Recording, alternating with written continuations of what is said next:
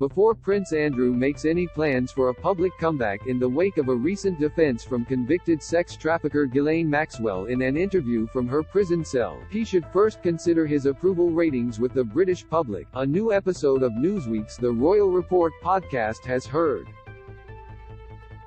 In recent weeks, unnamed sources in the British tabloids have hinted that the prince could soon reveal a new plan to rehabilitate his public image against allegations of sexual abuse connected to his friendship with sex offender Jeffrey Epstein, publicly highlighted by a lawsuit filed by Virginia Giuffre in 2021. Following a car crash interview in 2019 intended to set the record straight about his friendship with Epstein and to deny any recollection of having met Giuffre, Andrew stepped down from his public roles, effectively retiring from public life.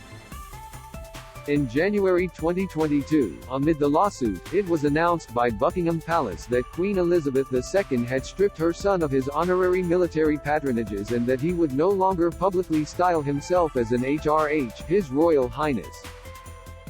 Soon after, Andrew publicly settled Giuffre's lawsuit for an undisclosed sum, maintaining his denials of the accusations brought against him.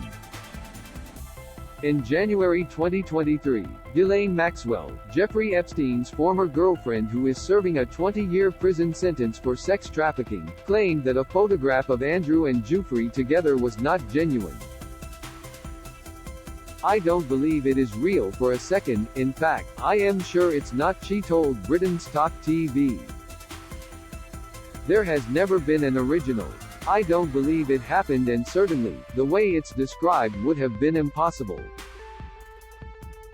Newsweek's chief royal correspondent, Jack Royston, discussed Andrew's comeback possibilities and his relationship with Giuffre in the latest episode of The Royal Report. Ghislaine Maxwell has done an interview from prison in which she says the famous photograph of Prince Andrew with his arm around Virginia Giuffre, who was a 17-year-old, allegedly, sex trafficking victim of Jeffrey Epstein, was in fact a fake, he said.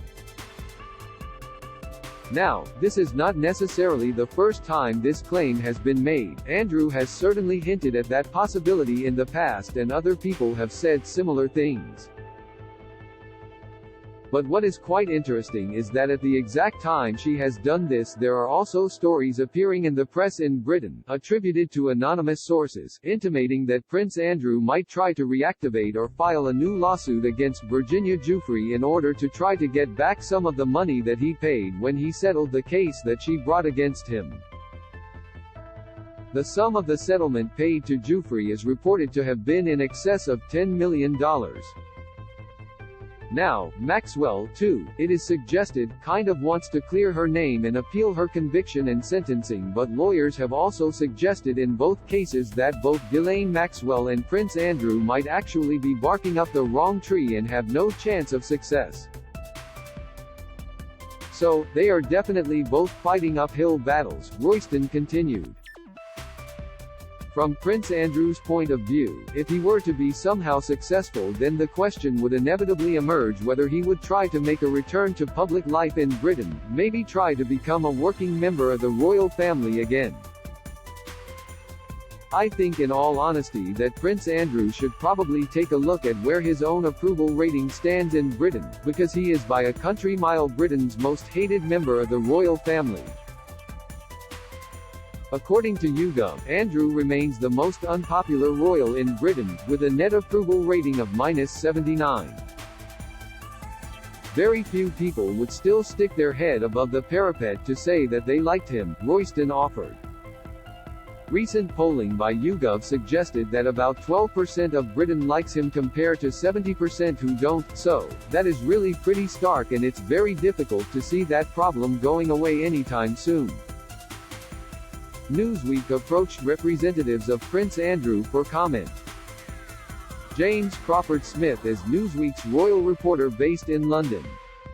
You can find him on Twitter at @JrCrawfordSmith and read his stories on Newsweek's The Royals Facebook page. Do you have a question about King Charles III, William and Kate, Meghan and Harry, or their family that you would like our experienced royal correspondents to answer? Email royals@newsweek.com. We'd love to hear from you.